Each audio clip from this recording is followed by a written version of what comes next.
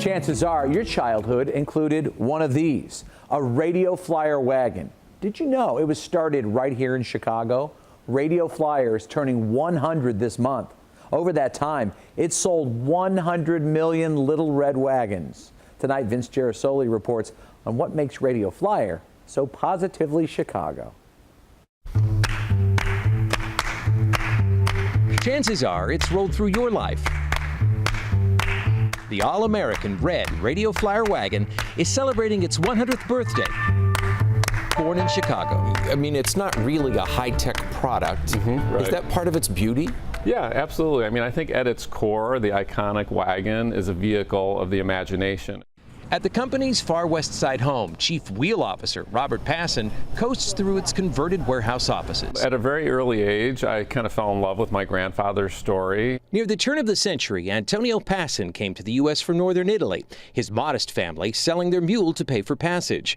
By 1917, the furniture maker was crafting phonograph cabinets. He'd also made a little wooden wagon to haul tools around in the shop, and before long he was selling more wagons than phonograph cabinets.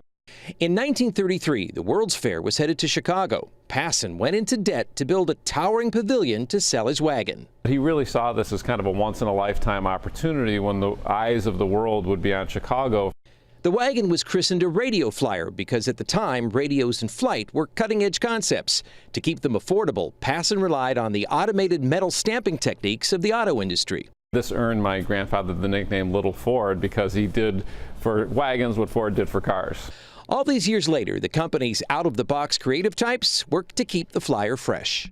Our newest wagon folds up, so it's very easy and compact. We look for how people are using our products in daily life. So we'll go to people's homes and actually see how do they use the wagons. A 2006 innovation came from observing parents draping towels over their kids. And that led us to creating canopies. With days off to volunteer and flexible work schedules, Radio Flyer is often named one of the nation's best places to work.